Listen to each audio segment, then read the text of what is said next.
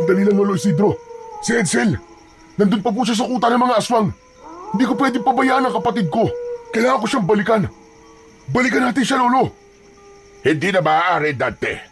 Hindi ko kaya ang puwersa ng mga aswang na yon. Tumakas na tayo bago pa nila tayo maabutan. Pero Lolo Isidro, hindi ko pwedeng iwanan ang kapatid ko.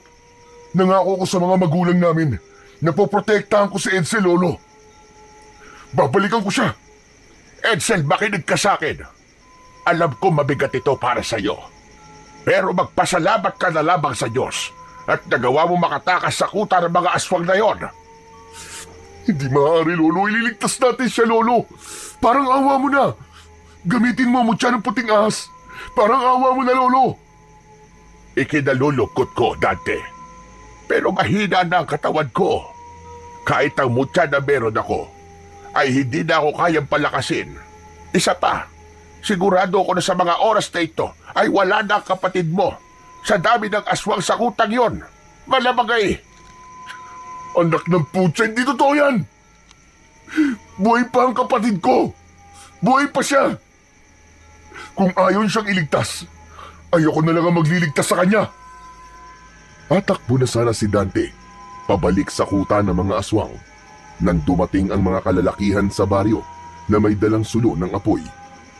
Agad na kinausap ng isa sa mga lalaki, si Lolo Isidro, at narinig ni Dante na parating na ang mga aswang, kaya kailangan na nilang makaalis sa lugar na yon. Dante, tara na! Paparating na mga aswang! Ayoko! Kailangan kong iligtas si Edsel. Ililigtas ko ang kapatid ko! Babalikan ko siya! Inutusan ni Lolo Isidro ang mga kalalakihan na pigilan si Dante sa tangkanyang pagbalik sa kuta ng mga aswang. Hinawakan siya ng ilang mga kalalakihan sa magkabilaan niyang braso at walang nagawa ang pagpipiglas niya sa puwersa ng mga yon.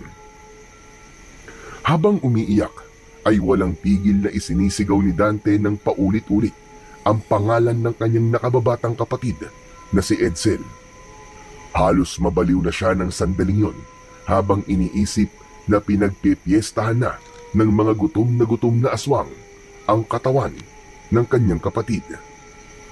Nang makalabas na sila ng kagubatan, ay doon na kumalma si Dante. Nakatulala siya habang sumasabay sa paglalakad kay Lolo Isidro at sa mga kalalakihan.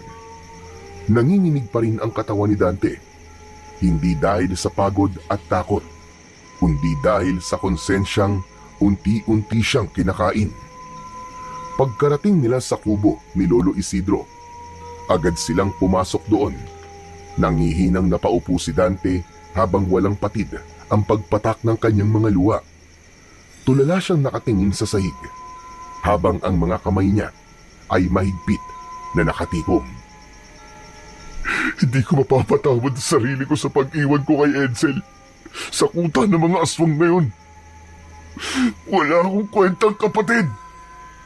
Wala akong kwentang kapatid! Sa loob ng isipan ni Dante ay bumalik ang gabi kung saan nakuha sila ng kanyang kapatid ng mga aswang. Gabi noon, sa kabila ng banta ng aswang, ay lumabas pa rin si Dante ng bahay para makipagkita sa babaeng kanyang nililigawan. Hindi niya alam na nakasunod pala sa kanya si Edsel. Nagulat na lamang siya nang marinig niya ang paghingi ng saklolo ng kanyang nakababatang kapatid. Lumingon siya at nakita niyang tinatangay ng mga aswang si Edsel. Sinubukan niyang iligtas ang kapatid niya, pero maging siya ay kinuha na rin ng mga aswang at dinala sa kuta ng mga yon na nasa gitna ng gubat. 2 gabi silang binihag ng mga aswang bago siya nailigtas ni Lolo Isidro at ng mga kalalakihan sa kanilang baryo. Kung hindi sana ako lumabas ng gabing yon, malamang ay hindi kami nakuha ng mga aswang. Kasalanan ko itong lahat. Kasalanan ko! Wala kang kasalanan sa nangyari, Dante. Huwag mo sisihin ang sarili mo, lalo na't hindi mo ginusto nangyaring yon. Hindi ko ginusto, pero iniwanan ko siya sa kuta ng mga aswang, Lolo Isidro. Iniwanan ko siya ron. Anong klaseng kapatid ako? Ngunit hindi mo siya ginustong iwanan, Dante. Sadyang wala lang tayo magagawa para iligtas pa si Edsel. Sana, iniwan niyo na lang din ako dun, Lolo. Sana hinayaan niyo lang ako makasama si Edsel para dalawa kami pinatay ng mga aswang. Mga hayop sila. Mas gugustuhin ko pang mamatay kasama si Edsel kesa mabuhay ako na wala siya. Biglang bumagsak ng malakas ang isang kamay ni Lolo Isidro sa mesa. Nagulat si Dante. Nang tumingin siya sa matanda, ay matalim ang mga mata nito habang nakatitig sa kanya. Huwag mong sabihin yan, Dante. Alam mo bang halos ikamatay ng mga kalalakihan sa baryo ang pagsagip sa inyo? Alam mo bang ilang buhay ang nalagay sa panganib para lang mailigtas kayo, magkapatid? Huwag mong ipaparinig yan sa mga taong isinugal ang buhay nila para sa inyo, magkapatid. Huwag mong binabaliwala ang sakripisyong ginawa nila para sa inyo. Mas lalong lumakas ang hagulgol ni Dante. Halos hindi na siya makahinga sa labis na pag-iyak at pag-aalala para sa kanyang nag-iisang kapatid. Naiintindihan naman niya si Lolo Isidro, pero habang iniisip niya ang nangyayari sa kapatid niya, ay hindi niya maiwasang mas lalong panghinaan. Patawad, Dante. Hindi kita dapat tinaasan ang boses.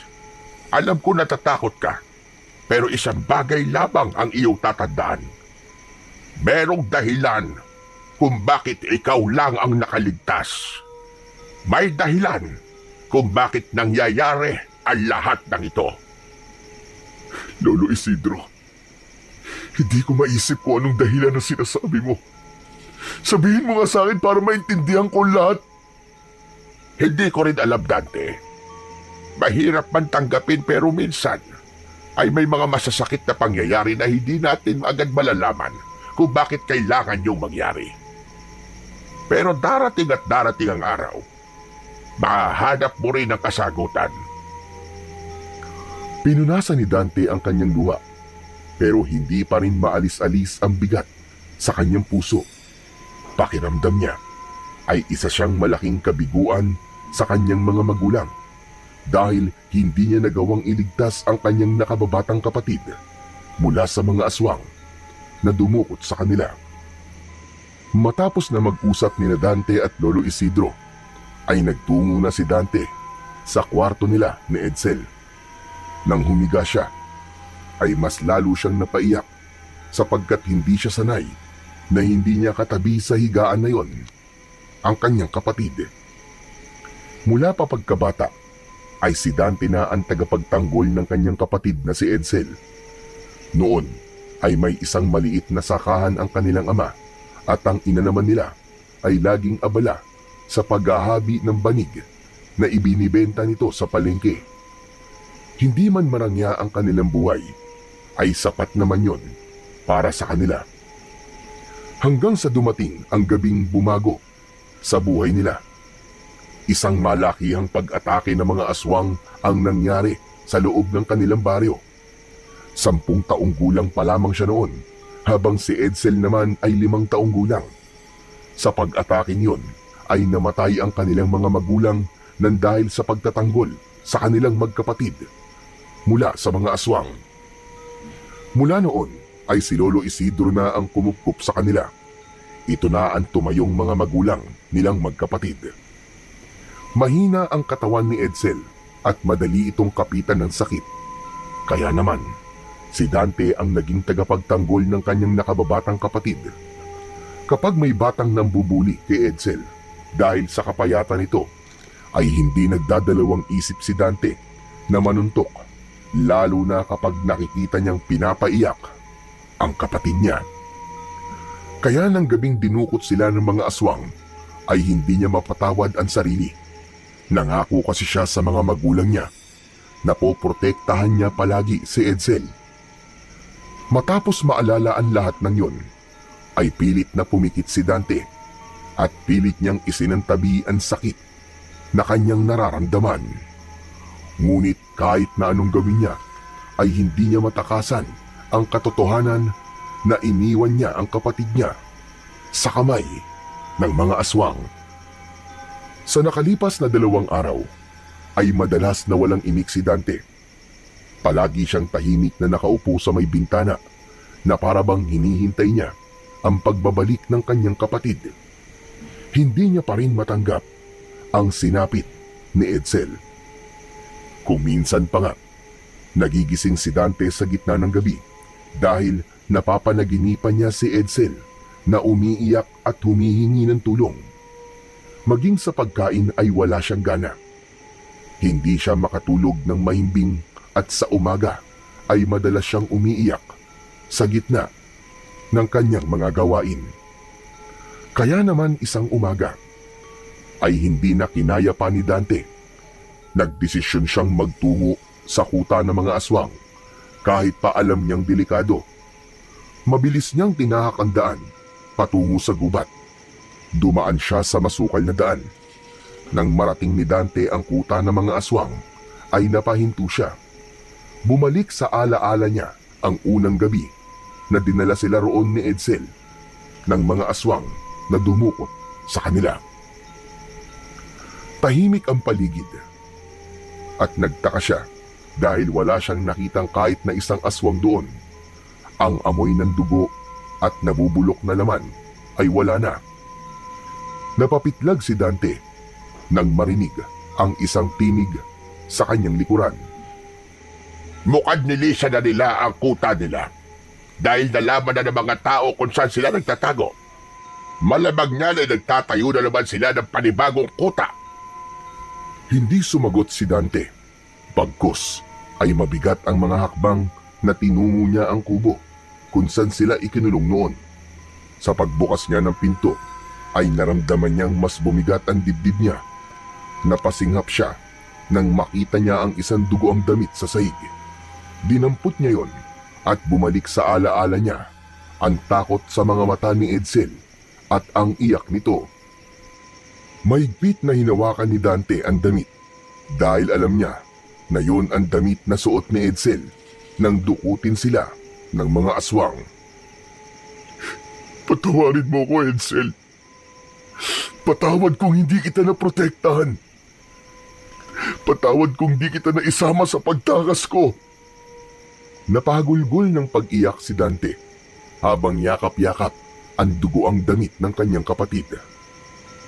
Alam kong masakit, Dante. Kahit sa akin ay napakasakit na sa ganitong paraan nawala ang apo ko. Pero kailangan na nating tanggapin na wala na siya. Wala na si Edsel, Dante.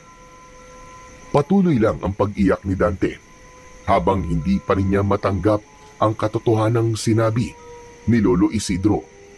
Maya-maya ay tahimik na naglakad sina Dante at Lolo Isidro pauwi habang yakap niya ang dugoang damit ni Edsel.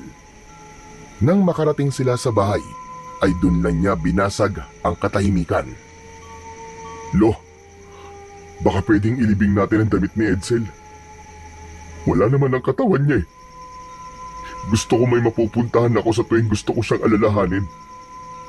Kahit saan ay maaari mo siyang alalahanin, iyo. Dahil alam kong habang buhay siyang nasa puso mo, nasa puso natin. Pero kung ang bagay na yan ang makagagaan sa kalooban mo, ay gagawin natin. Maraming salamat po, Lo. Kumuha ng pala si Lolo Isidro at nagsimulang maghukay sa likod ng bahay. Tahimik lang si Dante habang pinapanood ang kanyang lolo. Hindi niya namalayang muling tumulo ang mga luha niya at bumagsak yon sa damit ni Edsel. Nang sapat na ang lalim ng hukay, ay marahang inilagay ni Dante ang damit doon.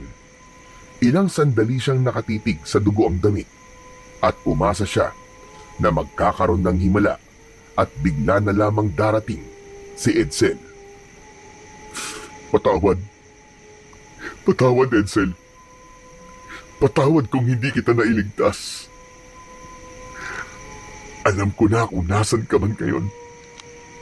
Ay masaya ka na dahil kasama mo na si nanay at tatay. Maingat na tinabunan ni Lolo Isidro ang hukay habang nakayuko si Dante. Alam niyang matagal pa bago mawala ang sakit na kanyang nararamdaman. Pero naniniwala siya na kailangan niya ng simulan na tanggapin ang lahat. Kinaumagahan, habang nag-aalmusal, ay tahimik lamang si Dante. Isang bagay ang paulit-ulit na naglalaro sa utak niya. Kagabi pa niya yun naisip at naniniwala siya na yun lamang ang paraan para kahit papano ay makalimot siya sa sakit na pinagdadaanan niya dahil sa pagkamatay ng nakababata niyang kapatid na si Edsel. Aba Dante, wala ka na namang ganang kumain. Baka magkasakit ka na sa ginagawa mong yan sa sarili mo. Lo, nakapagdesisyon na po ako kagabi pa. Pupunta na po ako ng Maynila. Tatanggapin ko na po ang alok ni na Tita Maricel na pag-aralin ako sa kolehiyo. Oh, akala ko ba ay ayaw mo doon? Noon po yun, Lolo. Ayoko lang kasi noon na mahiwalay kay Edsel eh. Pero ano pang gagawin ko? Wala na si Edsel. Kaya kaya ko nang umalis dito sa baryo natin. Kung yan ang gusto mo, ay hindi kita pipigilan. Maganda rin naman na makapagtapos ka ng kolehiyo at ang edukasyon ay isang bagay na hindi mananakaw ng kahit na sino sa'yo. Kailangan ko rin po lumayo, Lolo Isidro. Hindi ako makakausad dito. Dahil lahat ng makikita ko ay nagpapaalala lang sa akin kay Edsel. Mas lalo lang ako nalulunod sa sakit. Naisip ko rin po, Lo, na baka gusto niyo pong sumama sa akin. Doon po tayo magsimula ng panibagong buhay. Umiling si Lolo Isidro, sabay higop ng kape. Dante, alam mo namang hindi ko pwedeng iwan ang lugar natin. Kailangan pa rin ako dito.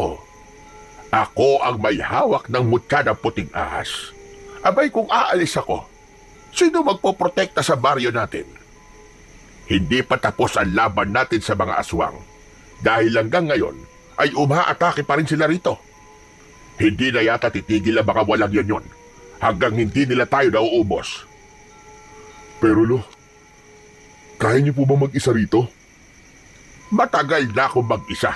Bago pa man ako ang mag-alaga sa inyo ni Edsel, hindi ba? Huwag mo kong intindihin. Ang intindihin mo ay ang buhay na bubuuhin mo uli sa Maynila. Wala nang nagawa si Dante kundi tanggapin ang desisyon ng kanyang lolo. Alam niyang hindi niya ito mapipilit. Ngunit sa kabila ng pagnanais niyang magsimula ng bagong buhay sa malayo, ay may bahagi niya na natatakot na iwanan si Lolo Isidro. Mabilis na dumating ang araw ng pag-alis ni Dante patungong Maynila. Inihatid siya sa bus station ni Lolo Isidro at habang naghihintay ng bus ay kinausap ni Dante ang kanyang lolo. Lolo Isidro, hindi po ba talaga kayo sasama sa akin? Napag-usapan na natin ito, Dante. Alam mo ang dahilan kung bakit hindi ako pwedeng umalis dito sa ating baryo. Ay, naku. Ewan ko po, Lo. Pero parang ayaw ko na pong umalis eh. Baka malungkot po kayo kasi dito pag mag-isa lang kayo. Ano ka ba naman? Huwag mo kong alalahanin. Marami naman tayong kapitbahay. Kapag naiinip ako ay pwede akong makipag-untaan sa kanila. O ayan na pala ang bus. Dali na, sumakay ka na para makaalis ka na kagad. Bago tuluyang sumakay ng bus, ay isang mahigpit na yakap ang ibinigay ni Dante sa kanyang lolo. Sa kabila ng pangungulila sa baryo at kay Lolo Isidro, ay inisip na lang niya ang magandang buhay na naghihintay sa kanya sa Maynila, lalo na kapag nakapagtapos na siya ng pag-aaral sa kolehiyo. Pagdating ni Dante sa Maynila, ay malugod siyang tinanggap ng kanyang tita Maricel at itinuring siya nitong parang sariling anak. Pinili ni Dante na kunin ang kursong civil engineering. Yun ay isa sa mga pangarap niya na matagal niya nang nais abutin, ngunit hindi niya nabigyang pansin dahil sa pag-aalaga sa kanyang kapatid. Lumipas ang 5 taon ng pagsisikap at pagpupuyat, at sa wakas ay naging ganap ng inhinyero si Dante. Nakahanap siya ng trabaho sa isang kilalang kumpanya at unti-unti siyang bumuo ng bagong buhay sa lungsod. Subalit sa kabila ng mga tagumpay niya sa buhay, ay hindi kailanman nawala sa kanyang puso't isipan si Edsel. Paminsan-minsan ay bumabalik sa kanya ang mga alaala ng kanyang kapatid. Hanggang sa unang pagkakataon, matapos ang 5 taon, ay nagpasya si Dante na bumalik sa kanilang baryo upang bisitahin si Lolo Isidro. Ang totoo, kung hindi lang dahil kay Lolo Isidro, ay hindi na siya babalik doon dahil natatakot siyang harapin muli ang masasakit na alaalang iniwan niya na roon. Pagbaba ni Dante mula sa sinasakyang tricycle, ay bumungad kagad sa kanya ang baryong minsang naging mundo niya. Marami na rin ang nagbago. May mga bagong tayong bahay at mukhang mas tahimik na ang baryo. Pero sa bawat hakbang niya ay may kirot siyang nararamdaman sa kanyang dibdib. Bawat sulok kasi ng lugar na yon ay nagpapaalala sa kanya ng masasayang sandali na kasama niya pa si Edsel.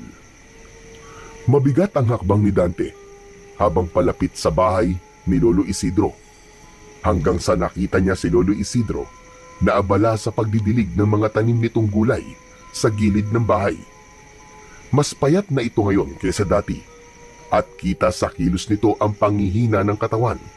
Hindi na nito namalayan na nakalapit na siya. Lolo Isidro! Napahinto ang matanda at dahan-dahang lumingon sa kanya. Napakagat-labi si Dante nang makita ang mukha nito. Kulubot na ang balat nito at kita sa mga mata nito ang pagod at katandaan. Bumaha ang emosyon sa kanyang dibdib. Hindi niya napigilan ang pag-agos ng kanyang luha. Binitiwan niya ang dala niyang bag at parang bata na niyakap niya ang lolo niya. Patawad po, Lolo. Patawad po dahil 5 taon po akong hindi bumalik dito. Ano ka ba? Ayos lang, Dante. Ang mahalaga ay nagbalik ka. Nandito ka na ulit. Hindi mo alam kung gaano ko kasaya ngayon. Mariin na ipinigit ni Dante ang mga mata. Malakas siyang napahagulgol dahil alam niya sa kanyang sarili na malaki ang pagkukulang niya sa kanyang lolo. Pero nangako siya sa kanyang sarili na dahil kaya na niya, ay ibibigay niya rito ang maginhawang buhay na nararapat para dito.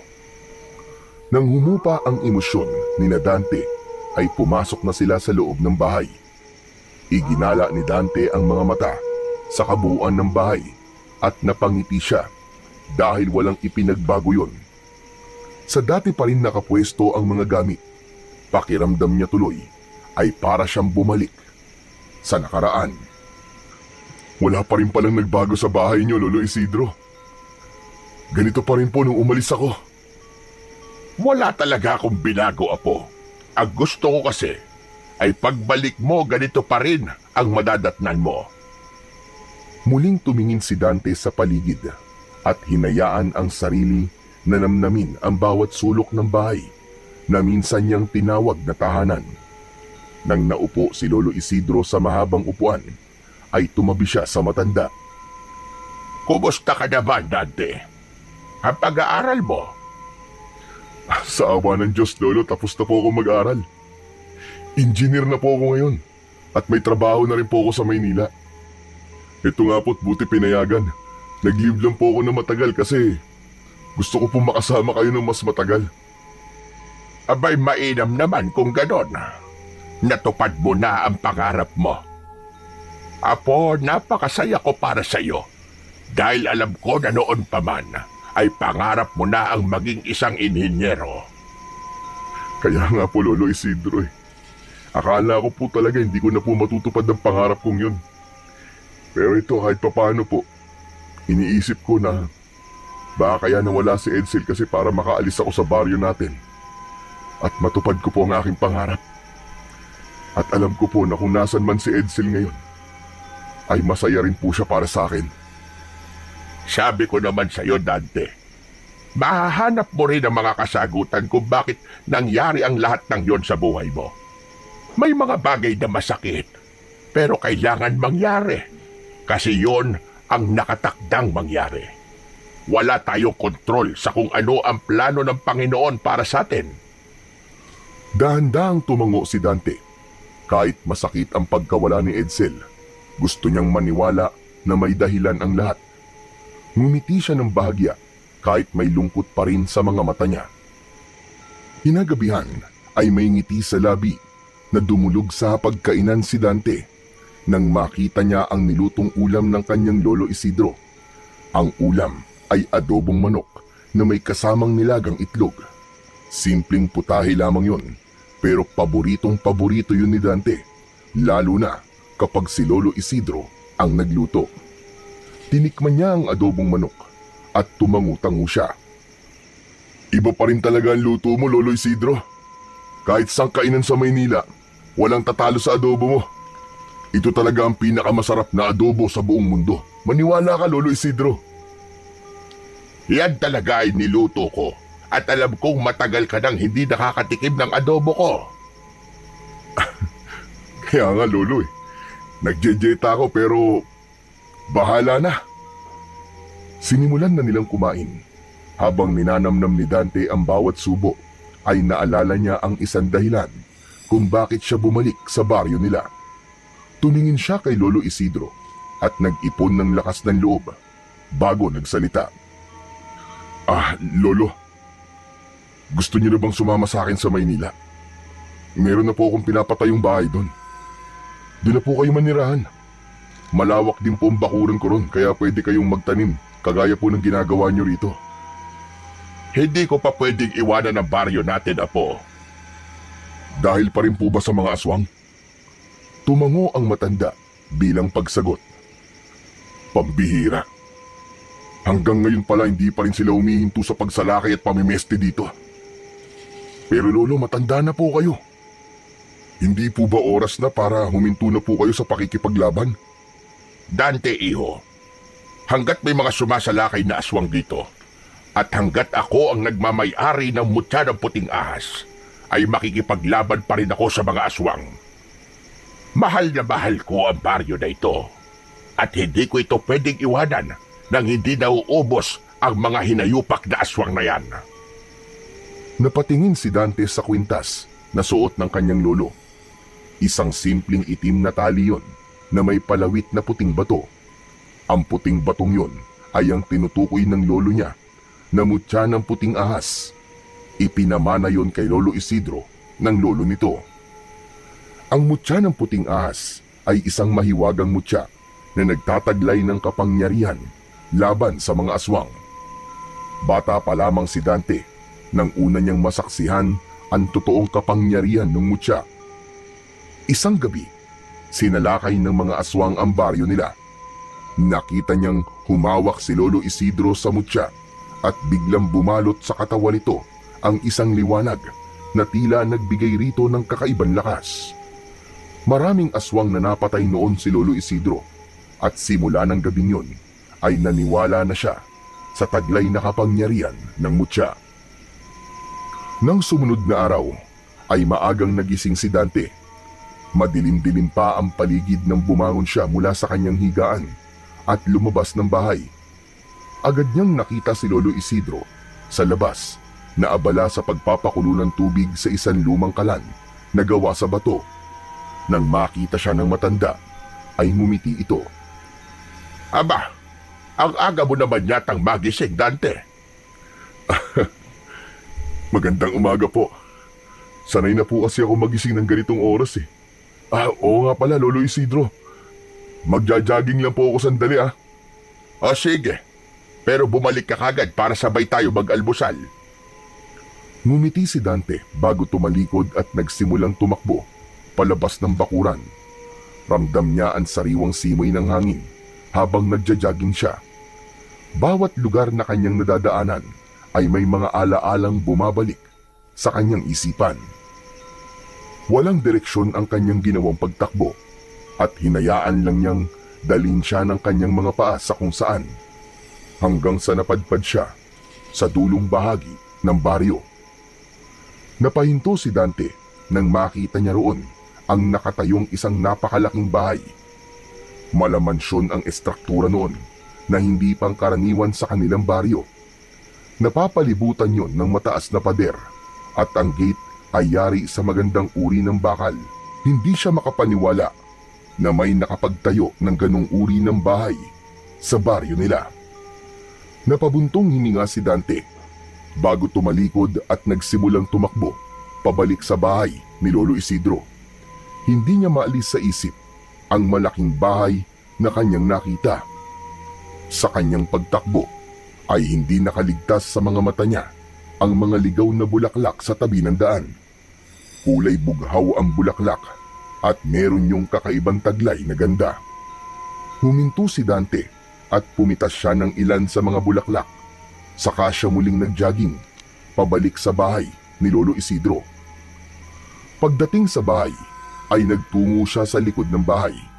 Tumayo siya sa harapan ng bahagi ng lupa roon kung saan nila ibinaon noon ang dugoang damit ng nakababata niyang kapatid na si Edsel. Marahan niyang inilapag ang bulaklak sa ibabaw ng lupa.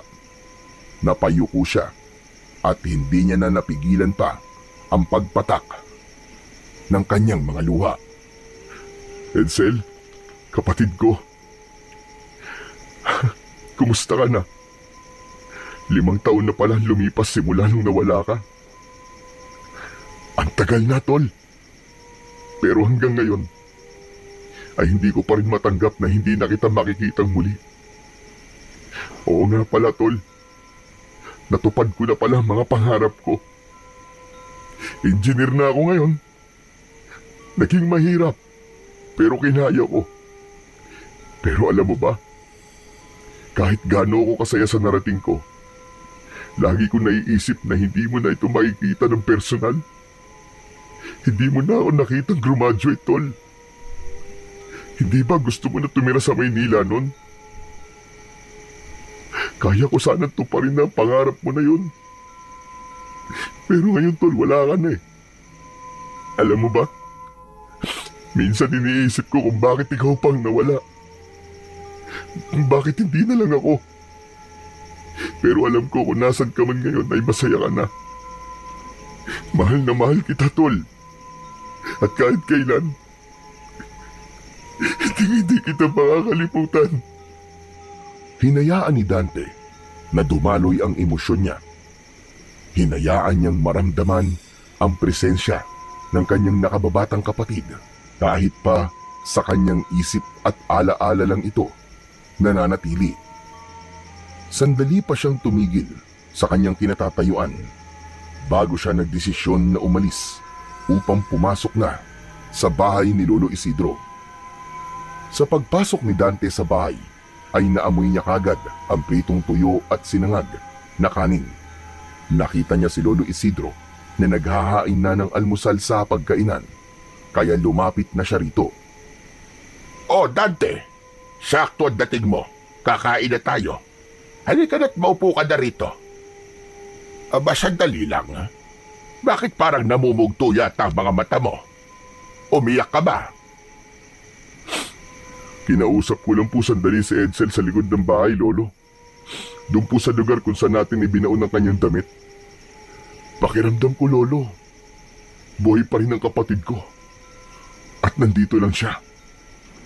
Hindi man natin siya nakikita, pero alam kong hindi siya kailanman lumayo sa iyo. At sigurado ko na ipinagmamalaki ka niya. Napangiti si Dante dahil sa sinabi ni Lolo Isidro. Umupo na siya at nagsimula na silang kumain. Matapos niyang magtimpla ng kape. Sandaling huminto sa pagkain si Dante nang may maalala siya. Piniga ang kanyang mga kamay. Tila nabawasan ang bigat sa kanyang dibdib. Sana nga, Lolo. Sana nga. Pinisil ni Lolo Isidro ang balikat ng kanyang apo bago kinuha ang sandok at nagsimulang maghain ng kanin sa kanilang pinggan. Sige na, kumain na tayo. Sinimulan nilang kainin ang masarap na sinangag. Habang kumakain Biglang naalala ni Dante ang nakita niya kanina habang nagja-jogging. Oo nga pala. Habang nagja-jogging po ako, napunta po ako dun sa dulo ng baryo. Napansin ko po yung malaking bahay na parang mansyon dun. Kanino po yun? Ang mansyon. Kay Don Hidalgo yon. Dahil lang siya rito sa baryo natin. At binili niya yung lupang doon sa dulo ng baryo. Tapos pinatayuan niya ng bahay niya. Alam mo ba, simula na dumating siya rito, ay nagkaroon ng magandang pagbabago sa lugar natin. Bakit po? Ano po bang ginawa niya? Siya na po ba ang bagong kapitan dito? Hindi naman. Marami kasi siyang tinulungan na kababayan natin dahil sa kanyang sakahan. Nabigyan ng trabaho ang mga tao dito, kaya kahit papano bumuti ang kabuhayan ng ilan sa kanila. Aba, mukhang mabuting tao po si Don Hidalgo. At least kahit papano, may magandang naidulot ang pagdating niya po rito. Kahit nga ako kumikita dahil sa kanya. Nang makita niya kasi ang mga tanim kong gulay, sinabi niya sa akin na siya ang bibili ng mga gulay ko. Hanggang ngayon ay sa taniman ko pa rin siya bumibili kapag kailangan niya ng gulay. Naputol ang pag-uusap ni Dante nang makarinig sila ng marahang pagkatok sa pinto. Si Lolo Isidro na ang tumayo at binuksan nito ang pinto. Hindi masyadong naintindihan ni Dante ang pinag-usapan ng dalawa dahil mas nakatuon ang pansin niya sa pagkain. Ilang saglit pa ay bumalik na si Lolo Isidro sa mesa at may hawak ito na isang itim na sobre. Sino po yun, Lo? Si Kapitan Ruben. Inabot niya itong imbitasyon mula kay Don Hidalgo. Welcome party raw mamayang gabi para sa anak niyan si Ethan. Halos lahat ng taga-baryo ay imbitado. Welcome party? So, may anak po pala si Don Hidalgo? Oo, pero sa pagkakaalam ko, ay sa ibang bansa lumaki si Ethan. Ngayon lang siya uuwi rito sa baryo. Kailan daw po yung party? Mamayang gabi na. Doon mismo sa mansyon nila gaganapin. Hindi ba napakabait niya talaga, Apo? Biruin mo. Imbis na mga mayayaman at kilalang tao ang iimbitahan niya sa kasiyahan sa bahay niya, ay isinama pa niya ang mga tao rito sa baryo. Di kung ganun, Lo. Pupunta po kayo mamayang gabi ron. Nako, siguradong magagamit niyo na naman po mga dance move niyo. Nako, hindi na. Matanda na ako para sa mga ganyang kasiyahan. Siya pa kailangan ko rin magbantay. At baka mamaya samantalahin ng mga aswang ang kasiyahan mamaya. At baka bigla silang umatake. Kung gusto mo, ikaw na lamang ang pumunta. Kinuha ni Dante ang sobre at sandali siyang natigilan nang tignan niya yon. Hindi niya maipaliwanag pero parang may bumubulong sa kanya na dapat siyang pumunta sa mansyon ni Don Hidalgo. Kinagabihan, nakatayo si Dante sa harap ng maliit na salamin sa kwarto niya. Nakasuot siya ng puti na polo at isinara niya ang mga botones nun. Ang pang-ibaba niya naman ay itim na pantalon at isang sapatos na puti. Maya-maya ay lumabas na siya ng kwarto at nakita niya si Lolo Isidro na nakaupo sa lumang upuan nito habang humihigop ng mainit na salabat. Lo, alis na po ako, punta na po ako doon. Isputing na sputing, ayos ang forma mo Para kang pupunta sa binyagan. Ano ka ba, Lo? Party po ang pupuntahan ko, hindi binyag. Nagbibiro lang naman ako. Siya, sige na. Pero wag mong kalilimutan ang pinaka-importante sa lahat, Mag-Sharon ka. Ha? Ano pong mag-Sharon? Pihira na ito. Ilang taon kang tumira sa Maynila pero hindi mo alam ang mag-Sharon. Di magbalot ka ng pagkain doon sa party at uwian mo ako. Yun lang pala, Lolo Ayos Mag-Sharon Sige po, ako pong bahala doon. Ipag-Sharon po kita mamaya. Matapos yun, ay lumabas na si Dante ng bahay at naglakad na patungo sa mansyon ni Don Hidalgo. Habang palapit siya roon, ay dinig na dinig niya ang malakas na tugtugan mula roon. Pagkarating niya sa harapan ng malaking gate ng mansyon, nakita niya ang isang gwardya. Iniabot niya rito ang itim na sobre at saka siya nito hinayaang makapasok. Nang makapasok na si Dante sa malawak na bakuran ng mansyon, ay nakita niya kung gaano kaingrande ang welcome party na yon para sa anak ni Don Hidalgo. Maganda ang pagkakaayos ng mga lamesa at upuan. Meron din doon 2 mahahabang lamesa na puno ng masasarap na pagkain. Sa unahan naman ay may isang maliit na entablado. Hindi nagtagal ay isang lalaking nasa 50 na ang edad ang lumabas mula sa loob ng mansyon. Nakasuot ito ng isang magarang Amerikana na kulay navy blue na may gintong embroidery sa mga gilid. May manipis itong bigote at ang buhok nito ay maayos na nakabrush up. Kinuha ng lalaki ang mikropono at humarap sa mga bisita matapos nitong umakyat sa stage. Magandang gabi sa inyong lahat. Para sa mga hindi nakakakilala sa akin, hayaan nyo na magpakilala ako sa inyo. Ako po, si Don Hidalgo Enriquez. Maraming salamat sa inyong pagpunta sa gabing ito. Ang okasyong ito ay hindi lang isang simpleng salo-salo, kundi isang espesyal na pagtitipon para sa pagbabalik ng aking nag-iisang anak na si Ethan. Nagpalakpakan ang mga tao, kaya nakipalakpak na rin si Dante. Habang nakatingin siya kay Don Hidalgo, ay hindi niya maintindihan kung bakit may kakaiba siyang naramdaman. Mabigat ang presensya ni Don Hidalgo para sa kanya, kahit pa hindi naaalis ang matamis na ngiti nito sa mga labi. Hindi ko na kayo bibitinin pa. Ang dahilan ng pagtitipong ito ay upang ipakilala ko sa inyo ang nag-iisang anak ko, si Ethan. Lumingon si Don Hidalgo patungo sa malaking pintuan ng mansyon. Bumukas ang malaking pinto at lumabas mula roon ang isang binata. Naglakad yon patungo sa entablado. Ang tindig nito ay matikas. Nakasuot ito ng isang puting long sleeve na nakatupi ang manggas, itim na slacks at itim na sapatos. Nanlaki ang mga mata ni Dante. Hindi siya makapaniwala nang makita niya si Ethan. Bumilis ang tibok ng puso niya dahil kamukhang-kamukha ni Edsel si Ethan. Kahit ang paraan ng mga galaw nito at ang ekspresyon ng muka ay eksaktong kagaya sa kanyang nakababatang kapatid.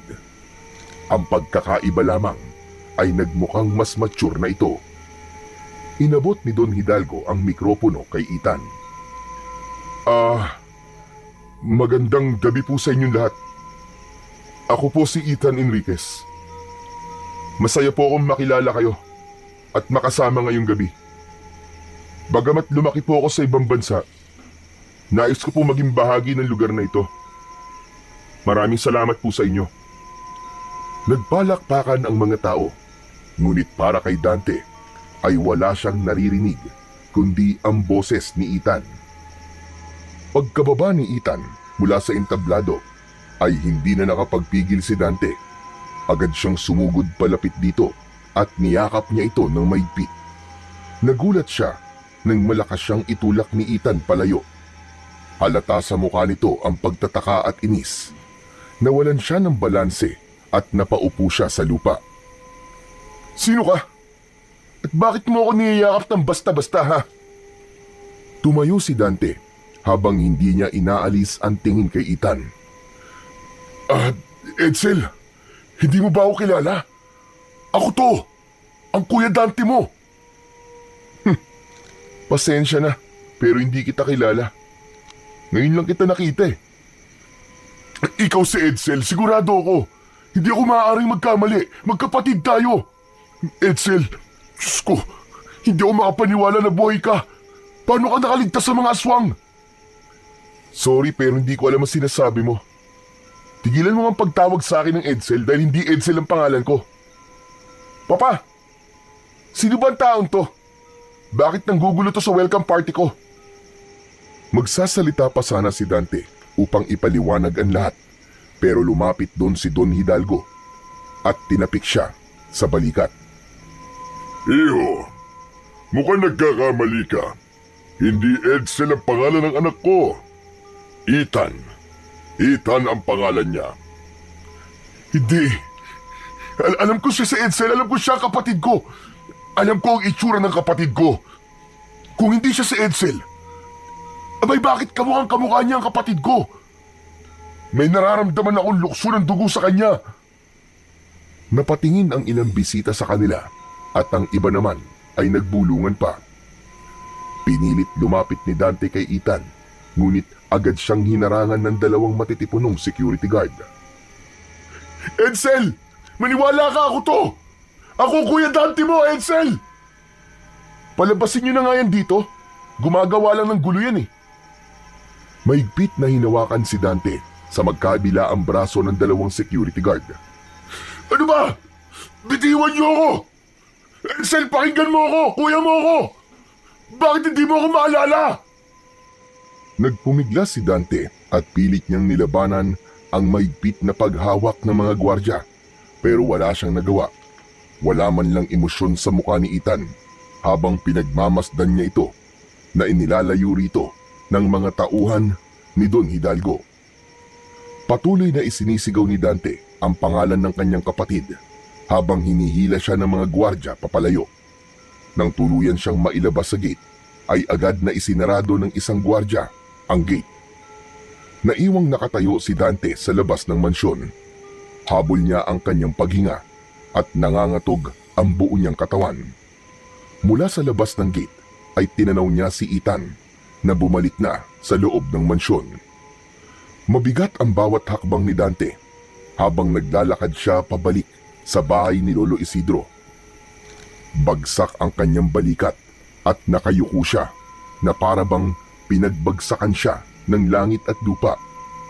Paulit-ulit niyang tinatanong sa kanyang sarili kung paano nabuhay ang kanyang kapatid. Ngunit higit sa lahat ay nais niyang makakuha ng sagot sa tanong kung bakit itinatanggi nito na hindi ito si Edsel.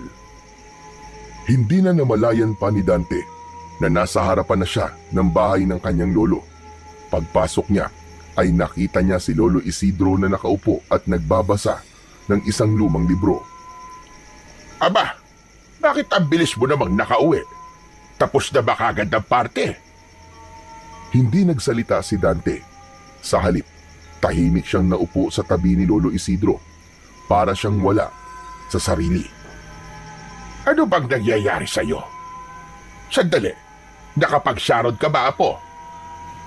Lolo, si Edsel, nasa party siya. Ano ka ba? Ay sus Mariosep, si Edsel! Imposibleng naroon si Edsel, Dante. Nakalimutan mo na yatang matagal nang patay ang kapatid mo. Hindi, Lolo. Yung anak ni Don Hidalgo na si Ethan. Si Edsel yun. Kamukhang-kamukha niyang kapatid ko. Dante, alam kong mahirap pa rin tanggapin ang pagkawala ni Edsel. Pero hindi mo maaaring ipilit na buhay pa siya dahil lang sa nakita mo may kamukha siya. Isa pa, normal lang na may kamukha ang isang tao. Mariing umiling si Dante at mahigpit na ikinuyom ang kanyang mga kamao.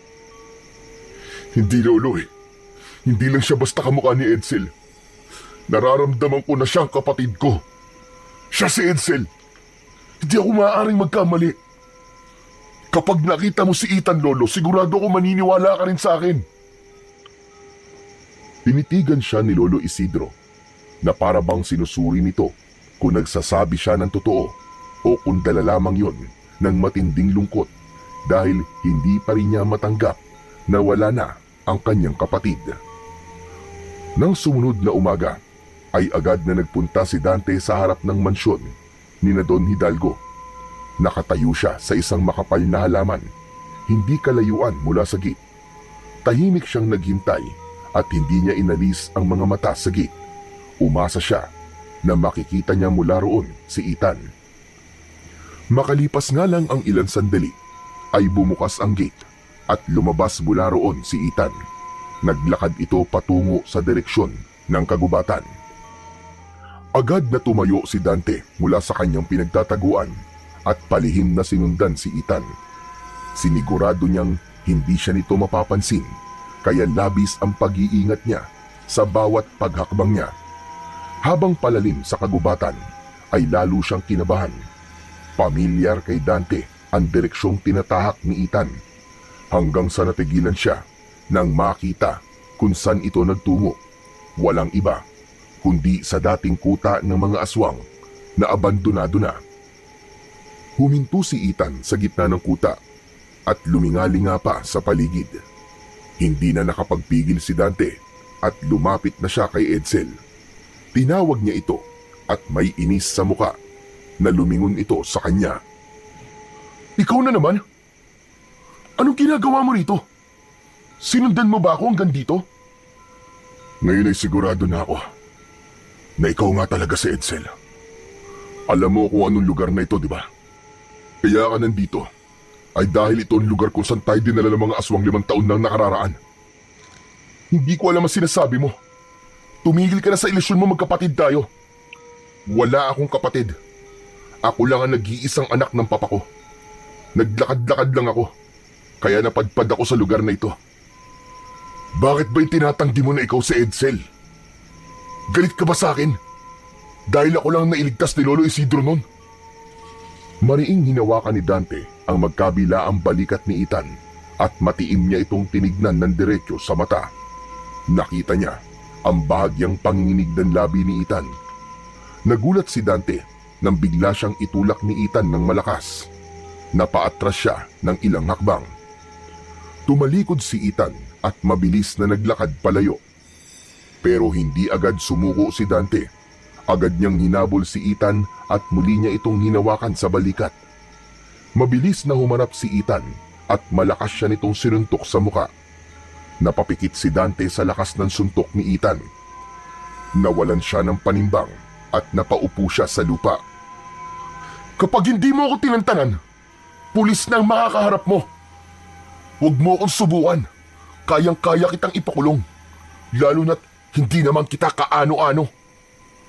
Muling tumalikod si Ethan at malalaki ang mga hakbang na naglakad palayo kay Dante.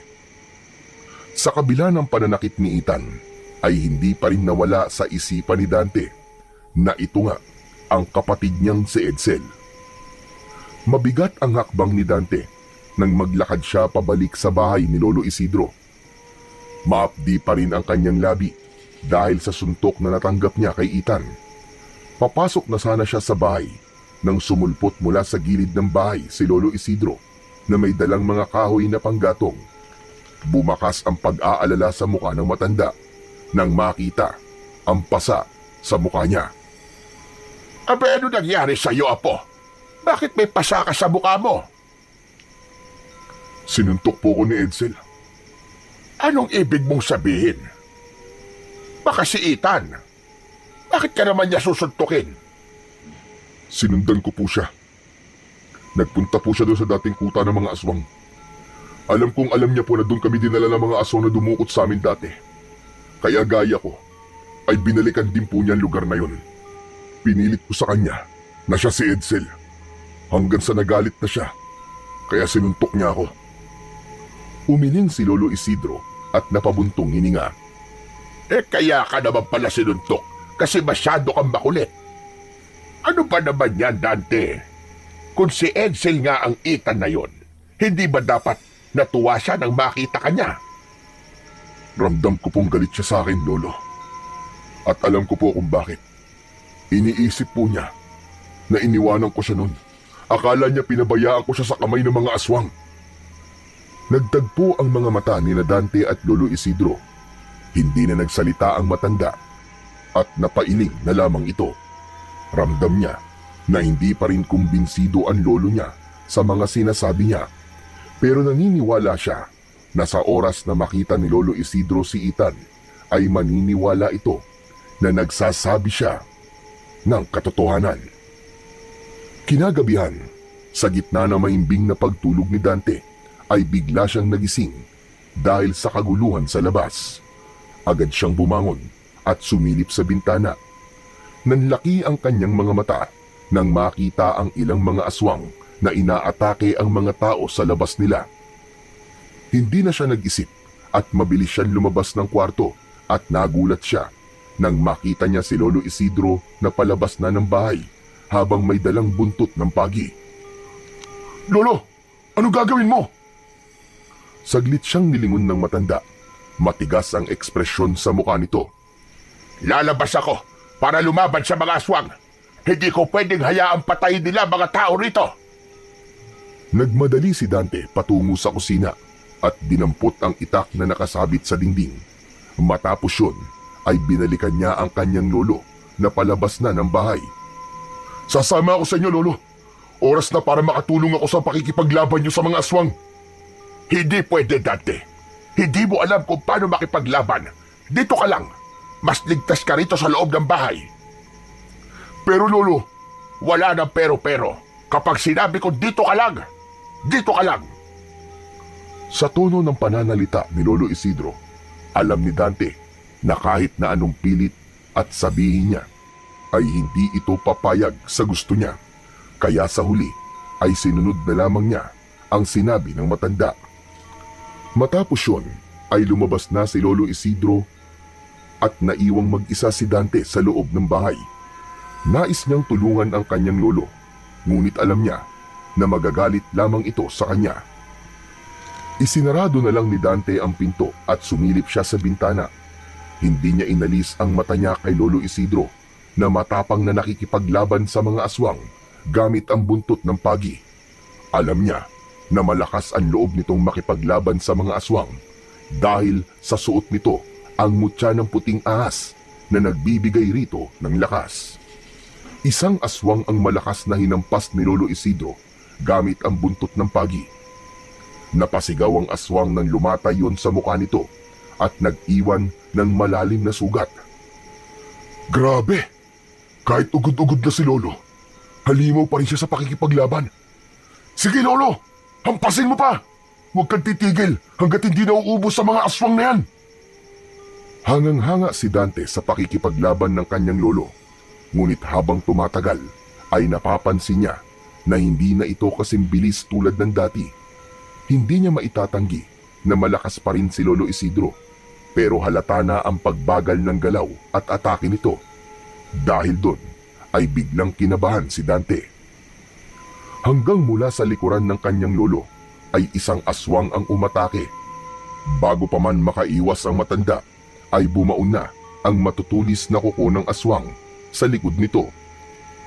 Hindi na nag-isip pa si Dante at muli niyang kinuha ang itak. Patakbo siyang lumabas ng bahay at nilapitan niya ang aswang na umatake sa kanyang lolo. Walang pagdadalawang isip na tinaga ni Dante ang aswang sa batok na agad nitong ikinabagsak sa lupa. Mabilis na lumingon si Lolo Isidro at nagulat ito nang makita niya si Dante. Dante, anong ginagawa mo rito? Sinabi ko naman sa iyo manatili ka lamang sa loob. "Wala akong pakialam Lolo kahit magalit pa kayo sa akin. Sa ayaw at sa gusto nyo, makikipaglaban ako sa mga aswang." Muling sumugod ang mga aswang. Sa kabila ng sugat ni Lolo Isidro ay lumaban pa rin ito. Biglang umatake sa harapan ni Dante ang isang aswang. Kahit wala siyang alam sa pakikipaglaban, ay hindi siya umatras. Itinarak niya ang itak sa leeg ng aswang.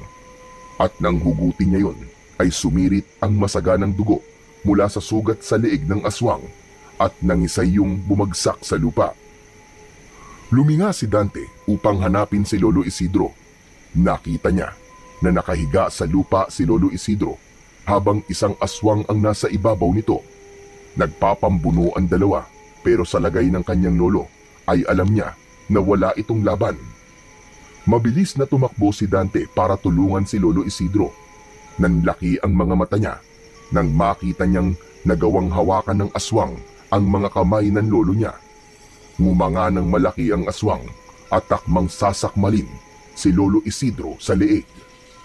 Napasigaw si Dante dahil alam niya na kahit na anong bilis ng pagtakbo ang gawin niya ay hindi na siya aabot para iligtas si Lolo Isidro. Ngunit sa hindi inaasahang pangyayari ay biglang lumapit si Ethan sa aswang na umaatake kay Lolo Isidro at mabilis nitong ibinaon sa likod ng ulo ng aswang ang hawak nitong mahabang kawayan na may tulis sa dulo. Napahinto si Dante. Hindi siya makapaniwala sa kanyang nakita. Nakita niya rin ang reaksyon ni Lolo Isidro. Napako ang tingin ng matanda kay Ethan habang nanlalaki ang mga mata nito. Alam niya kung bakit ganoon ang reaksyon ng lolo niya at dahil yon sa sobrang pagkakahawig talaga ni Ethan kay Edsel. Nanatili si Ethan sa kinatatayuan niya. Tinulungan ni Ethan si Lolo Isidro na makatayo. Maigpit ang hawak ng matanda sa braso ni Ethan habang unti-unting tumatayo. Pagkatayo ay mabilis na niyakap ni Lolo Isidro si Ethan ng mahigpit. Ramdam ni Dante ang pagkasabik ng lolo niya sa apo nito na inakala nilang patay na. Kasabay ng tagpong yun, napansin ni Dante ang kakaibang nangyari sa paligid. Ang mga aswang na kanina lang ay walang habas na umaatake ay biglang tumakbo palayo sa baryo hanggang sa wala nang natirang aswang doon. Nang tuluyang mawala ang mga aswang, ay lumapit si Dante sa dalawa. Ngunit biglang kumalas si Ethan mula sa yakap ni Lolo Isidro. Maraming salamat sa pagliligtas mo kay Lolo Edsel. Ikaw nga si Edsel. Hindi ako makapaniwala na buhay ka pa, apo ko. Tumigil nga kayo. Hindi ako sabi si Edsel eh. At huwag niyo nang ipilit pa ang isang bagay na walang katotohanan. Matalim ang tingin ni Ethan sa kanilang dalawa bago ito tumalikod at mabilis na naglakad palayo. Edsel! Edsel, apo, sandali lang! Bumalik ka rito! Akmang hahakbang si Lolo Isidro para sundan si Ethel, pero agad itong pinigilan ni Dante. Maigpit ang kapit niya sa braso ng matanda. Pilit itong pinipigilan. Lolo, hayaan niyo na siya. Sinubukan ko na rin siyang kausapin pero patuloy lang niyang itinatanggi na siya nga si Edsel. Matagal pang nakatitig si Lolo Isidro sa papalayong si Ethan hanggang sa tuluyan na itong nawala sa paningin nila.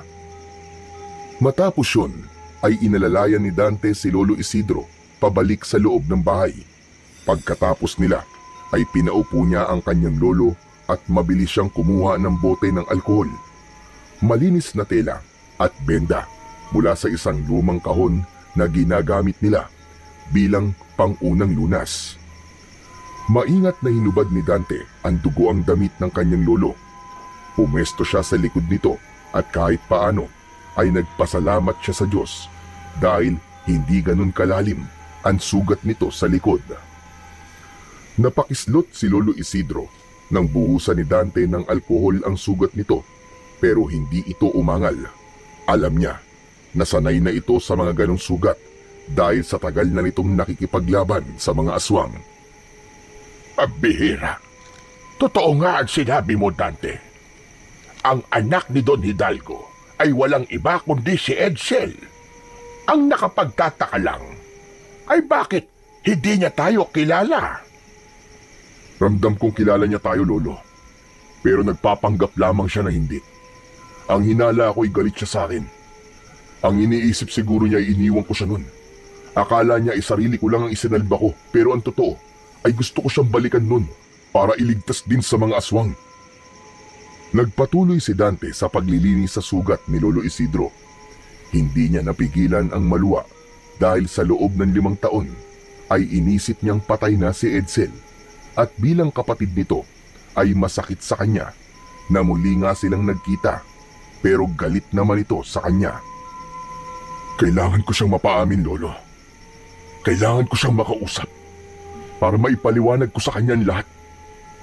Pero ang ipinagtataka ko ay kung paano siya nakaligtas nun sa mga aswang. Hindi na nagsalita pa si Lolo Isidro, pero alam ni Dante na malalim ang iniisip nito. Makalipas ang ilang sandali, ay natapos na ni Dante ang paglilinis sa sugat ng lolo niya. Nalagyan na rin niya yon ng benda. Kumuha siya ng malinis na damit at inabot niya yon kay Lolo Isidro. Umupo si Dante sa harapan ng lolo niya at nagtama ang mga mata nila. Pero kahit itinatanggi tayo ni Edsel, ay masaya pa rin ako na buhay siya, Dante. Masaya ako na napunta siya kay Don Hidalgo dahil alam ko sa nakalipas na 5 taon ay naging maganda at komportable ang buhay niya. Pero Dante, apo, gawin mo ang lahat para maibalik sa atin si Edsel. Pangako, Lolo. Gagawin ko ang lahat. Ang kailangan lang talaga ay makausap ko siya. Naniniwala ko na makikinig at makikinig pa rin siya sa akin. Alam ko na mahal niya pa rin tayo, Lolo. Habang nakatingin si Dante sa matanda, ay may awang humaplos sa puso niya. Sa kabila ng edad ni Lolo Isidro, ay patuloy pa rin itong lumalaban. Pilit pa rin nitong ginagampanan ang tungkulin na sana ay matagal na nitong iniwanan. Hinawakan niya ang magaspang na kamay ng matanda at masuyo itong pinisil. Lolo Isidro, kanina ho habang nakikipaglaban ka, ay nakita ko na hindi ka nakasimbilis ng dati sa pag-atake. Eh ano bang magagawa ko, apo? Matanda na ako, Dante. Hindi na ako kayang pabilisin ng mutya ng puting ahas. Kaya nga po, Lolo. Kaya oras na po siguro para magpahinga ka na sa pakikipaglaban mo. Umiling si Lolo Isidro at mapait na ngumiti. Wala akong kilalang tatanggap ng mutya, Dante. Mabigat ang responsibilidad na dala nito. At alam mo yon. Ako, Lolo, ipagkatiwala mo sa akin. Ibigay mo sa akin ang mutya ng puting ahas. Hayaan mong ako na makipaglaban sa mga aswang. Aba, hindi maaari. Hindi ko ilalagay sa panganib ang buhay mo, apo. At hindi mo ba narinig? Mabigat ang responsibilidad na dala ng mutyang ito. Hindi ito para kaning mainit na kapag napaso ka ay pwede mong iluwa.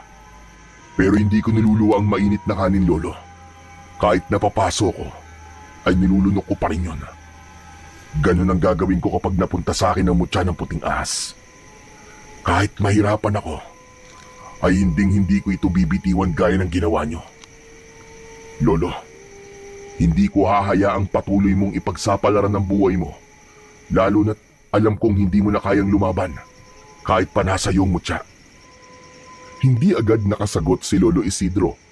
Ramdam ni Dante na hindi nito inasahan ang mga salitang yon mula sa kanya.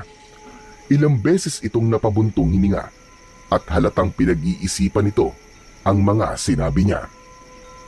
Hindi ko hahayaang mapunta sa kung sino lang ang mutya, Lolo. Kung ibibigay mo to sa akin, ipapangako kong pangangalagaan ko ito. Ipagpapatuloy kong tungkulin mo sa baryong ito. Pinapangako ko yan. Apo, kung desidido ka talaga sa bagay na yan, sige, pumapayag na ako. Sa tingin ko ay tama ka. Mas lalo lamang mapapahamak ang baryo natin kung kagaya ko ang hahawak ng mutya ng puting ahas. Tama ka. Oras na siguro para magkaroon ng bagong tagapagtanggol ang baryo natin laban sa mga aswang. Napangiti si Dante sa sinabi ni Lolo Isidro. Ngunit sa likod ng ngiting yon ay alam niyang isang mabigat na tungkulin ang tinanggap niya. Alam niyang hindi na magiging katulad ng dati ang buhay niya, pero wala na siyang pakialam. Ang mahalaga ay makakapagpahinga na si Lolo Isidro sa pakikipaglaban sa mga aswang. Isang gabi na bilog ang buwan ay nagtungo sina Dante at Lolo Isidro sa likod ng bahay upang gawin ang ritual ng pagpapasa ng mutya ng puting ahas. Nagsindi ng mga kandila si Lolo Isidro at ipinwesto niya ito ng pabilog at tumayo silang dalawa sa gitna ng mga kandila. May hawak si Lolo Isidro ng isang mangkok na may lamang pinaghalong langis at dugo ng ahas. Dante, apo, bago natin simulan ang ritual, kailangan mong maunawaan ang bigat ng desisyong ito. Kapag hindi ka tinanggap ng mutya, maaaring manganib ang buhay mo. At kung hindi kayanin ng katawan mo ang kapangyarihan nito, ay may posibilidad na ikaw mismo ang magiging biktima ng lakas na dala nito. Opo, Naiintindihan ko po, Lolo Isidro. Ang mutya ng puting ahas ay hindi lang basta nagbibigay ng lakas at bilis. Ibinibigay rin ito ang kakayahan ng isang ahas. Patatalasin ito ang iyong paningin at pandinig. Huwag mo rin kalilimutan na hanggat nasa iyo ang mutya, ay hindi mo na mababawi ang normal mong buhay. Hindi kita tinatakot, bagkus ito ay isang paalaala at babala. Ngayon, handa ka naman tanggapin ang mutya ng puting ahas at ang responsibilidad na kalakip nito. Opo, Lolo Isidro. Buong puso ko pong tinatanggap ang mutya ng puting ahas at ang responsibilidad na dala nito. Dinasalan na ni Lolo Isidro ang mangkok na naglalaman ng pinaghalong langis at dugo ng ahas.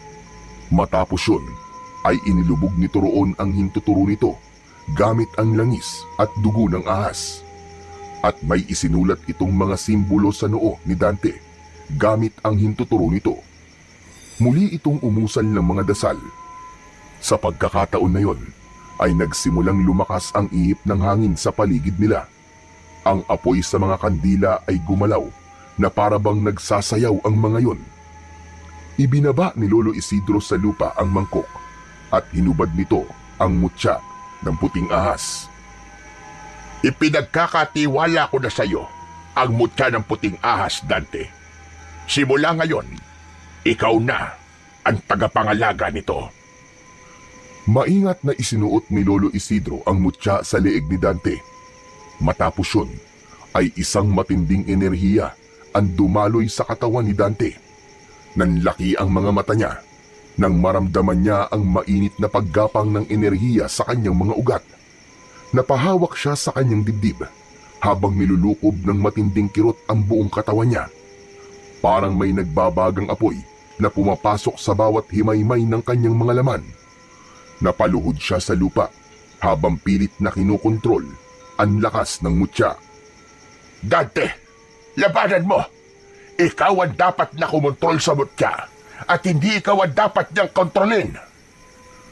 Mariin na naikuyom ni Dante ang kanyang mga kamay habang pilit niyang kinokontrol ang kapangyarihang nagwawala sa loob niya. Pakiramdam niya ay sasabog ang kanyang katawan.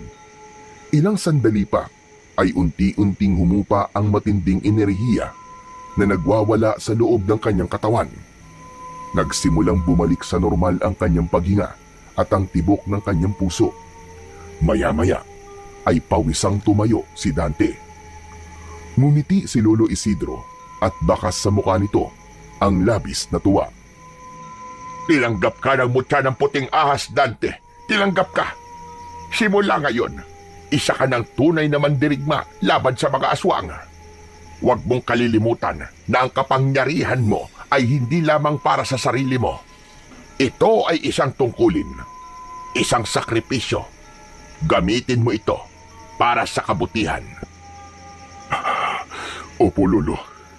Maraming salamat po sa tiwala na ipinagkaloob sa akin ng mutya. At sa ilalim ng liwanag ng bilog na buwan, ay isang bagong tagapangalaga ng mutya ng puting ahas ang isinilang. Habang ramdam ni Dante ang bagong lakas na taglay niya, ay ibinulong niya sa sarili na gagawin niya ang lahat para matapos na ang pag-aasik ng takot at lagim ng mga aswang sa kanilang baryo. Sa mga sumunod na pag-atake ng mga aswang sa kanilang baryo, ay si Dante na mismo ang humaharap sa mga yon gamit ang isang matalim na itak at ang kapangyarihang hatid ng mutya ng puting ahas. Ay hinarap niya ang mga aswang. At lahat ng pag-atake sa baryo nila ay nagtagumpay siya na itaboy ang mga aswang dahil sa natakot ang mga yon sa kanya. Dahil doon ay mabilis siyang nakilala sa buong baryo bilang bagong tagapagtanggol at isang mandirigma na kayang puksain ang mga aswang. Ngunit sa kabila ng pagkilala na natanggap ni Dante, ay nanatili ang bigat sa dibdib niya. Hindi niya magawang maging lubusang masaya dahil hindi pa rin niya nakakausap si Edsel at hindi pa rin niya ito nagagawang ibalik sa pamilya nila. Isang gabi, habang naghahapunan, ay walang ibang laman ang isip ni Dante kundi ang kanyang kapatid. Sa gitna ng pananahimik niya, ay biglang nagsalita si Lolo Isidro. Dante, iho. Masaya ko na ikaw ang naging bagong tagapangalaga ng mutya ng puting ahas. Nakikita ko kung paano mo ginagampanan ng buong puso at maayos ang tungkulin mo. Maraming salamat po, Lolo. Salamat po't nagtiwala kayo sa akin. Malaking tulong din po ang ginagawa nating pagsasanay araw-araw. Pero paano na ang buhay mo sa Maynila, Apo?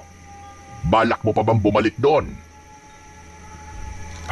Saka na po ako babalik sa Maynila. Kapag sigurado na po akong tapos na ang banta ng aswang dito sa baryo. Saka kapag naibalik ko na rin si Edsel sa atin. Ano pala ang plano mo kay Edsel, Apo? Naisip ko po na kailangan ko makausap si Don Hidalgo. Pakiramdam ko po ay siya lang ang nakakaalam kung paano nakaligtas si Edsel sa mga aswang noon. At sigurado akong siya rin na makakatulong sa atin para kumbinsihin si Edsel na bumalik sa atin. Magandang naisip mo. Base sa pagkakakilala ko kay Don Hidalgo, ay mabait naman yon. Sigurado ko na kapag napatunayan natin na si Ethan at si Edsel nga ay iisa, tutulungan niya tayo. Nangangako po ako sa inyo. Malapit na nating makasama ulit si Edsel, Lolo. Sa sandali na yon, ay ramdam ni Dante ang pag-asa. Alam niya na darating ang araw na mabubuo na ulit ang pamilya nila.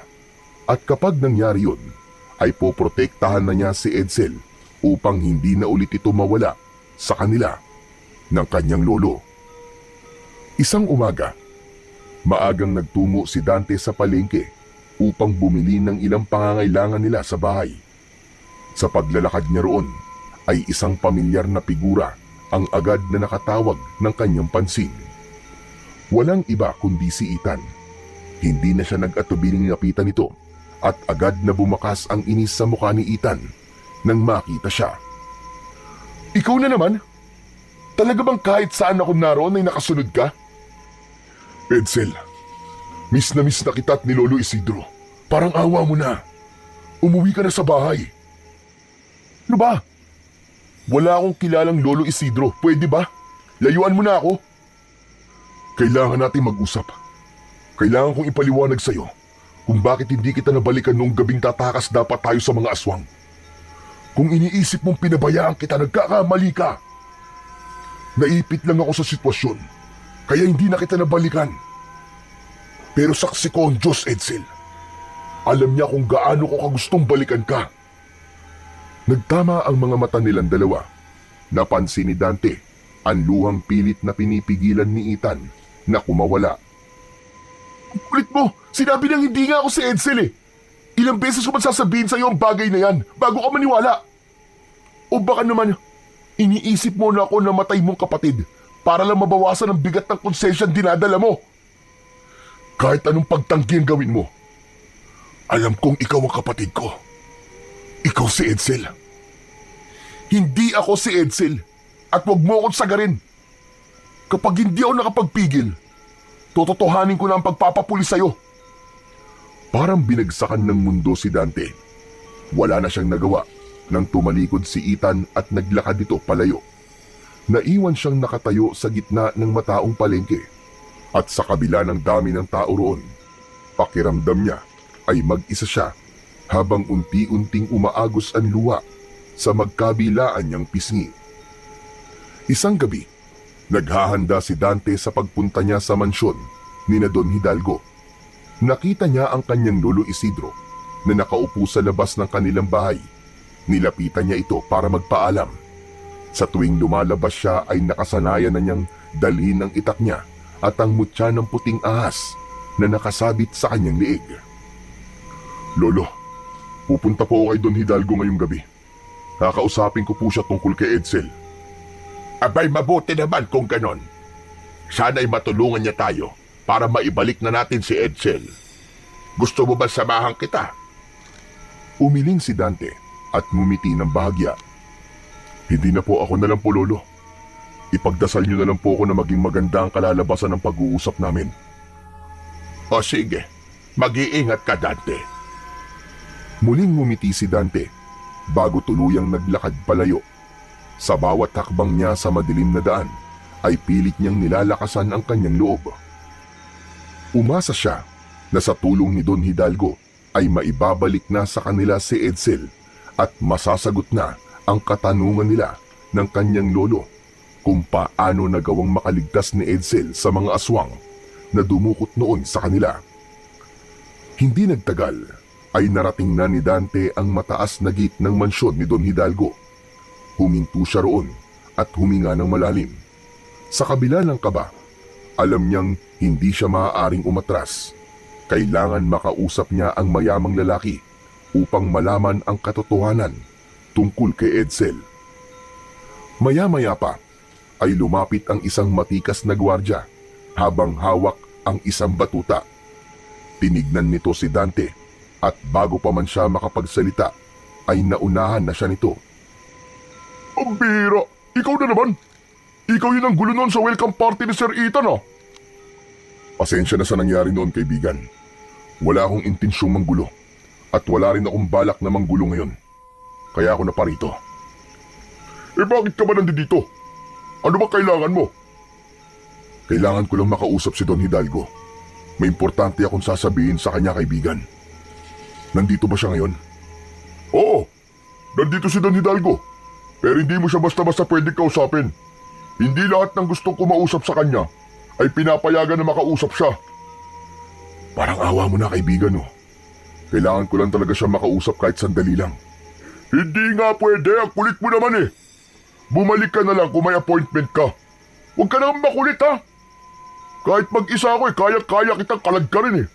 Huwag mo akong susubukan. Napakuyom ng kamao si Dante. Alam niyang walang saysay kung magpupumilit siya.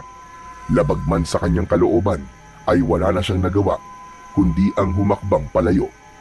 Ngunit bigla siyang natigilan ng isang ideya ang pumasok sa kanyang isipan. Kung hindi siya papapasukin ng guard, ay siya na lang ang gagawa ng paraan upang makapasok siya ng mansyon ni Don Hidalgo. Pasimpleng nagtungo si Dante sa gilid na bahagi ng mataas na pader na nakapalibot sa malawak na bakuran ng mansyon. Naghanap siya ng parte ng pader na maaari niyang akyatin. Nang makarating siya sa likuran, ay nakita niya ang isang malaking puno na bahagyang nakasandal sa pader. Napangiti siya dahil naisip niya na yun ang magiging daan para makapasok siya sa mansyon ni Don Hidalgo. Mabilis na inakyat ni Dante ang puno at nang nasa taas na siya, ay tumulay siya mula roon papunta sa ibabaw ng pader. Sakto na sa ibaba ay may nakatambak na dayami. Walang pag-aalinlangan na tumalon siya sa tambak ng dayami. Lumingalinga pa sa paligid si Dante at doon niya napansin ang pinto sa likod ng mansyon. Lumapit siya ron at nang malaman niyang hindi yun nakalak, ay marahan niya yung binuksan. Sumilip siya at nang masiguro niyang walang tao, ay saka siya pumasok. Alam ni Dante na malaki ang posibilidad na nasa ikalawang palapag ang kwarto ni Don Hidalgo at maaaring naroon ito, kaya hindi na siya nagdalawang isip na akyatin ang malaking hagdan. Pagdating sa second floor, ay isa-isa niyang binuksan ng mga kwarto hanggang sa makarating siya sa isang silid na may malaking portrait ni Don Hidalgo. Pumasok siya roon at iginala ang paningin sa kabuuan ng silid. Grabe! Sobrang laki naman ang kwarto ni Don Hidalgo. Mas malaki pa to sa bahay ni Lolo Isidro ah. Nanlamig si Dante nang makarinig siya ng yabag ng sapatos na tila palapit sa kwartong kinaroroonan niya. Natatarantang naghanap siya ng mapagtataguan at nakita niya ang isang malaking closet at doon niya napagdesisyonang magtago. Pumasok siya sa closet at maingat na isinarado ang pinto nun. Mula sa siwang ng closet ay nakita niyang pumasok si Don Hidalgo sa kwarto. Isinarado nito ang pinto. Lumapit ito sa telepono na nasa maliit na mesa. Nagdial ito roon at maya-maya ay may kausap na ito gamit ang telepono. Malapit na ang kaarawan ni Ethan. At sa gabing yon, isasagawa na natin ang ritual. Huwag kang mag-alala dahil wala siyang kaalam-alam. Sa oras na maging aswang na si Ethan, ay wala na tayong dapat ipangamba. Magpapatuloy ang ating lahi at may magmamana na ng pagiging pinuno ko ng mga aswang. Mas nanlamig si Dante sa kanyang narinig. Nanatili siya roon sa kloset dahil pakiramdam niya ay marami pa siyang malalaman. Ano ka ba? Huwag mong isipin yan. Walang naghihinala sa baryo na ito na ako ang pinuno ng mga aswang na umaatake sa kanila. At tungkol naman kay Dante, wala na siyang magagawa. Nilason ko na ang isip ni Ethan. Hindi na siya babalik sa pamilya niya. Tuluyan niya ng tinalikuran ng lahat at kahit na anong sabihin ko kay Ethan, ay sinusunod niya. Nanginig ang buong katawan ni Dante sa mga sinabi ni Don Hidalgo. Dahil doon ay tuluyan niya nang nakumpirma na si Ethan at si Edsel ay iisa. Tumiim ang kanyang bagang at naisip niya na kailangan niya nang harapin si Don Hidalgo sa gabing yon upang tapusin na ang kasamaan nito. Walang pagdadalawang isip na lumabas si Dante sa loob ng kloset. Agad niyang hinugot ang itak mula sa kaluban nito. Nang makita siya ni Don Hidalgo, ay nanlaki ang mga mata nito sa labis na gulat. Mabilis nitong ibinagsak ang telepono at humarap kay Dante. Hayop ka, Don Hidalgo. Ngayon ay alam ko na. Ikaw ang may pakana ng lahat ng ito. Ang mga alagad mong aswang ang dumukot sa amin ni Edsel nun. At hindi mo siya pinatay dahil gusto mo siyang gawing tagapagmana mo bilang pinuno ng mga aswang. Hayop ka. Hindi ako papayag na hindi malaman ng lahat kung ano ka talaga, Don Hidalgo. Nanginig ang kamay ni Dante habang mahigpit na nakahawak sa itak. Umiling si Don Hidalgo at isang nakakalokong tawa ang pinakawalan nito. At sa tingin mo, may maniniwala sa'yo? Ginawa ko ang lahat para bumango ang pangalan ko sa baryong ito. Mahal ako ng mga tao rito. Isa kong haligi ng komunidad na ito. Samantalang ikaw, sino ka ba sa baryong ito, ha? Ako ang mas paniniwalaan ng mga tao kaysa sa'yo. Ano ba sa tingin mo ang gagawin ko? Sasabihin ko sa lahat ng tao ang mga natuklasan ko? Hindi. Hindi ko na kailangan gawin yun. Alam mo kung anong gagawin ko. Papatayin kita, Don Hidalgo. At kapag nagawa ko yun, saka ko isisiwalat sa mga tao na isa kang aswang. At ikaw ang dahilan kung bakit napakaraming inosenteng taong namatay sa baryong ito. Nanlisik ang mga mata ni Don Hidalgo. Isang malakas na sigaw ang pinakawalan nito at kasunod nun ay narinig ni Dante ang pagtunog ng mga buto nito na para bang may pagbabagong nangyayari sa katawan nito. Hanggang sa unti-unting nagbago na nga ang anyo ni Don Hidalgo. Tinubuan ito ng matigas at makapal na balahibo. Ang mga mata nito ay naging mabalasik at nagkaroon ito ng matutulis na mga kuko at ngipin. Bahagyang lumaki ang katawan nito. Makalipas ang ilang segundo, ay hindi na si Don Hidalgo ang nasa harapan ni Dante, kundi isa ng mabangis na pinuno ng mga aswang. Sa wakas, ipinakita mo na rin kung sino kang talaga. At ito na ang ulat huling beses na makikita mo ko sa ganitong anyo. Dahil hindi ako ang mamamatay ngayong gabi, kundi ikaw. Naunang umatake ang aswang kay Dante. Mabilis ang galaw nito. Umatras si Dante at matagumpay niyang naiwasan ang matutulis na kuko ng aswang. Bumuelo ang aswang upang sunggaban ulit si Dante, pero gaya ng una ay naiwasan niya lamang yon. Umikot si Dante, sabay tarak ng itak sa tagiliran ng aswang. Napangiwi sa sakit si Don Hidalgo at mas lalo pa itong nagalit dahil doon. Tumalon ng aswang kay Dante habang nakaumang ang matutulis nitong mga kuko. Yumuko si Dante at habang nasa itaas niya ang aswang ay hiniwa niya ang tiyan nito. Mabilis na lumayo ang aswang kay Dante habang sapu-sapo ang sugat nito sa tiyan. Akala mo ba ay natatakot ako sa'yo dahil sa mutyang meron ka? Ha! Bakit hindi ba? Tignan mo ang sarili mo. Sugatan ka na. habang ako, kahit galos ay wala pa. Mas lalong hinigpitan ni Dante ang pagkakahawak niya sa kanyang itak. Ramdam niya ang patuloy na pagdaloy ng enerhiya mula sa mutya ng puting ahas sa kanyang buong katawan. Tila walang kapaguran na umatake ulit si Don Hidalgo. Binuhat nito ang isang lamesa at ibinato nito yon kay Dante.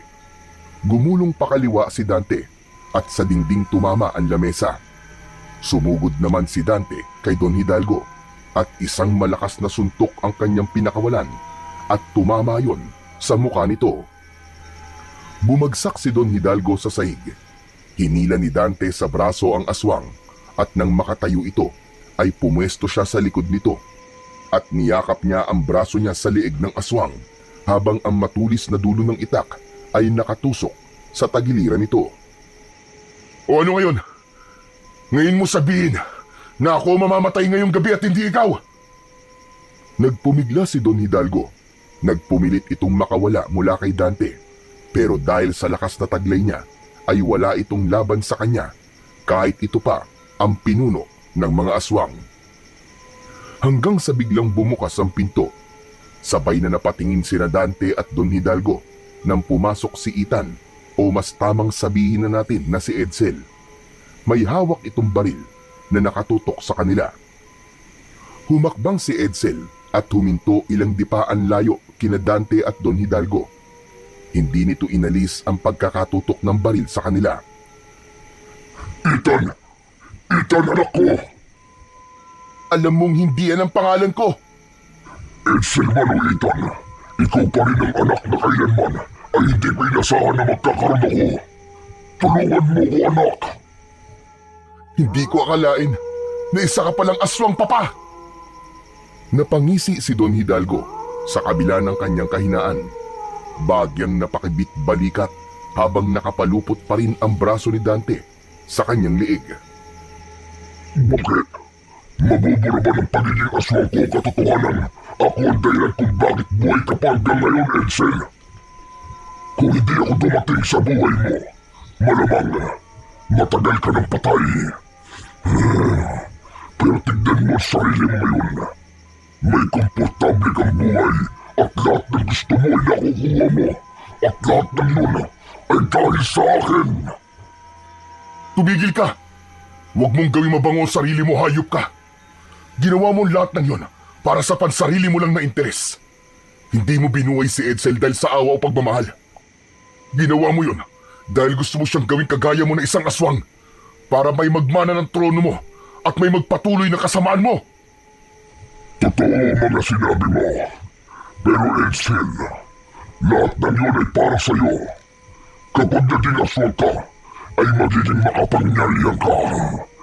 Hindi mo na kailangan ng isang kapatid na nangakong poprotektahan ka, pero hindi naman niya ginawa.